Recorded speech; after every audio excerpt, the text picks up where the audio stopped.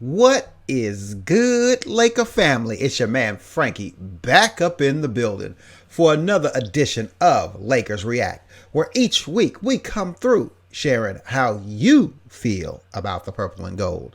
Now, unlike many other sports shows that you see out there giving their opinion, what we do is we scour the internet for Laker groups, Laker fans, and everybody who loves the purple and gold to share your feedback throughout the week on stories that are hot in the land of the purple and gold. So, of course, today we've got you covered with some amazing stories, again, coming through and getting ready to do our thing, chit-chatting and chopping it up about our purple and gold. Now, before I get going, I definitely want to send a shout out to my peeps over at the Worldwide Laker Gang for Life. Also, my peeps over there on Facebook with Let's Talk NBA, Live or Die a Laker Fan. So many groups that have helped us out this week. So we're going to get into more stories right here on Lakers React. Let's get this party going. Okay, so who is Kyrie Irving without LeBron? And who is LeBron without Kyrie?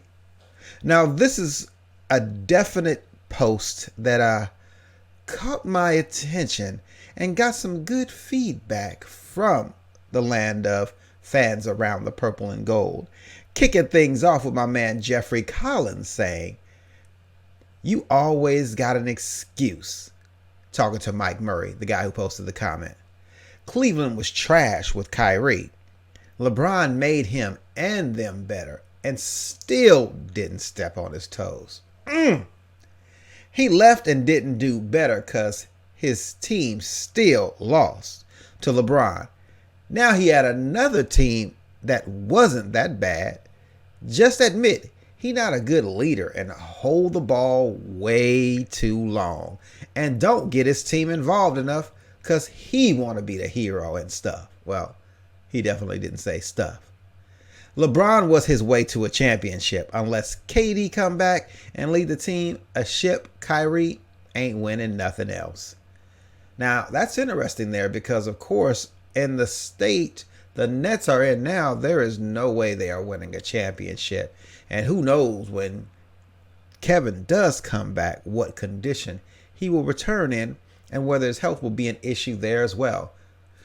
Moving on with this next comment from Viet, having a little more patience with Kyrie. Viet posted, "It doesn't look like Kyrie has anyone. He needs time to work out with his teammates and they will be good. But maybe he never will." I think we're anything, well, a better way of putting it is it's early in the season. They all need time to gel and vibe with each other. I mean, are we saying that D'Angelo Russell was a stronger player who helped out the Nets and got them further than Kyrie? I'm just not sure what's going on out there. But, hopefully Kyrie will get it together beyond some of the rumors and all the comments out there surrounding him. Now, up next, we have Brandon getting in on the conversation, not liking the revision of history with his post saying, "Man, typical Bronny's trying to change history and make LeBron seem godlike. Kyrie had the better record the last 2 years, and LeBron couldn't even make the finals last year. Calm down." Okay, that is true. LeBron did not make the playoffs last year or the finals. But if I remember correctly, neither did Kyrie's team make it to the finals. But anyway, moving on with our final comment highlight, we had Andre being a little bit more hopeful about Kyrie, saying, "Once he has KD, he'll be better. Come on, guys. LeBron has AD and Boston, showing that Stevens is a better coach without stars. He can't manage egos the way Phil Jackson, Popovich, Kerr have done, which helps show why they're such great coaches." So, in the end, we'll see if Kyrie pulls it all together with the Brooklyn Nets.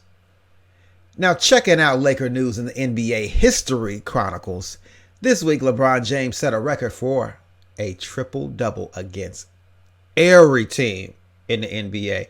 And when I say every team in the NBA. And with that said, comments came through from other fans and maybe not LeBron fans celebrating LeBron's achievement. Like Jay Musa commenting, think about this. LeBron is the first player to get a triple-double against every team in the NBA. So what has Westbrook been doing for 3 years straight? Basically adding stats on weak teams to get his numbers. Bron is a different beast. I'm Laker Nation, and Kobe will always be my favorite Laker, but man, that's impressive. But, of course, not everybody likes to celebrate other people's accomplishments, and that was evident with a comment from Joe posting, LBJ is a stat patter. And also, LOL, that's facts. What do you think, TD of LBJ ain't a form of stat padding? Oh, he's abbreviating triple doubles. So what do you think? Triple doubles of LBJ ain't a form of stat padding? And many times LBJ has lost games in past triple double games. Okay, I get that. Up next, we had Giovanni coming to the defense of Russell Westbrook about his team, saying, because Westbrook has been on the same team his whole career, it's not tough to figure out why Westbrook wasn't the first to do so. I totally get that. And Westbrook did have the opportunity this season with OKC in his sights over there in Houston to do that, but it didn't get done. So moving on.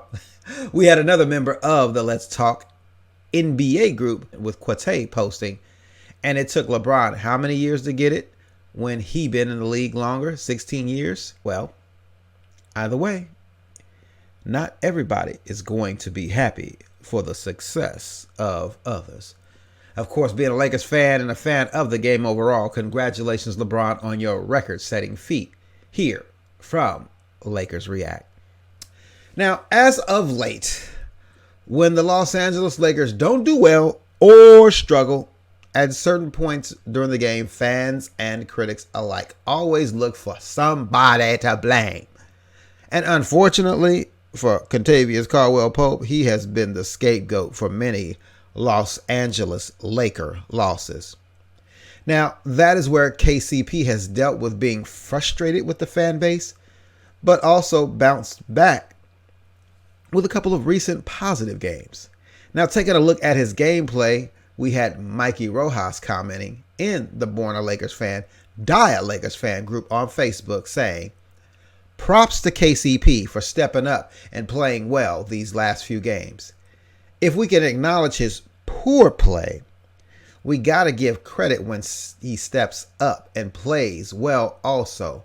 Of course, now, you know, if somebody makes a statement like that, we got other fans who are going to give their 2 cents, especially when it comes to being critical of KCP. It's like he's that one guy everybody loves to kick. But let's check out some comments. Kicking things off, up first, we had Joey posting, agree 100%. Unfortunately, our fan base can be a bit impatient. I understand why. We haven't been good for a few years, but man, the KCP slander was ridiculous. He has his swag back. That 3 he hit at the end of the last night's game showed it. So with Joey, he is definitely showing KCP love. Up next, we had another comment livening up the debate with David. And David jumped into the conversation saying, I keep telling people I can see KCP lighting it up in the playoffs. Remember Meta World Peace, solid defender all around, but couldn't make a shot if his life depended on it. Then in our championship year, he found his 3-ball, shot it in the playoffs. That's what I'm predicting for KCP. Now, shoot, from my viewpoint, I would definitely love to see KCP or any other Laker member of the purple and gold excelling in the playoffs. So I'm with this one. Definitely enjoying the way KCP has stepped up with Avery Bradley's sideline so far. Now, checking out another comment discussing the gameplay of KCP was Alex with this to say, I've been really harsh on him. I like him as a player. That is why it's so frustrating when he goes through slumps, because I know he can have games like this. And I definitely feel you on that one, family. It is something to see when KCP is doing his thing, hitting his shot, playing defense the way we all know he can. But also in the same breath, we have to remember that everybody is human. And some players are streaky like that. For example, most people praise Danny Green every day, all day. But throughout his career, he has been known to be a streaky player. Of course, championships do cover a lot of the transgressions on the court. But at the end of the day, maybe a championship will help KCP cover some of those streaky games. I don't know. Truthfully, at this point, it is so early in the season. Still, no matter what our record says, we have to be patient because although things may look great with us being number one, we have a long way to go with 82 games ahead and trusting that not only KCP, but all of our players will come together to bring the championship home. Let's keep our fingers crossed and keep our hope alive. Up next, it's all about the GOAT debate. When looking at anything newsworthy, you also have to remember that headlines and stories are typically always prisoners of the moment. That is where when you look at a ton of the praise for LeBron James performing at such a high level, if you forget there was someone else out there that performed a high level, don't forget now. I think first name was Black, last name was Mamba. But anyway, this same topic got the conversation going in the Facebook group, Born a Lakers Fan, Die a Lakers Fan, with Ernest posting, I love LeBron and I bleed purple and gold. So I was just watching ESPN reruns and everyone keeps saying no player in history has played as high of a level that LeBron is playing at. He is playing great, but how they forget Kobe Bryant at age 35 averaging 27.3 points per game. Willing a team with Dwight Howard coming off back surgery, Steve Nash, who couldn't even stay on the court, to the playoffs, balling every night, and then tears his Achilles in a pivotal matchup with the Warriors while the Lakers are fighting for a playoff spot. Sorry, guys, I just love Kobe, man. Hate when they don't mention Kobe when talking about legends that played well into their prime, because if Lakers get Chris Paul in 2012, Kobe doesn't have to kill himself every night. Paul, who was the best point guard in the league at that time, Kobe never gets hurt, and they probably win a couple more championships. Okay, I could deal with that. Now, checking out some of the following comments. Sharing one of the first comments that caught my eye was a post from Big Mike saying, hell yeah, I hate it too.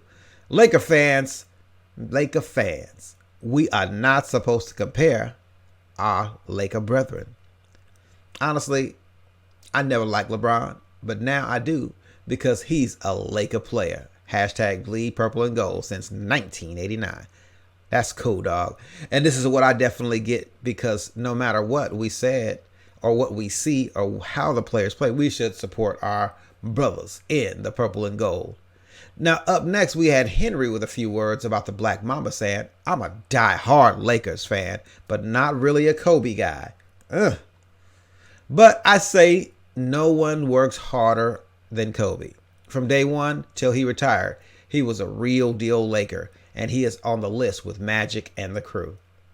Now, Henry, I agree with you and your comment on how, Kobe worked, but man, you not a Kobe guy, man? Come on, bro. All right.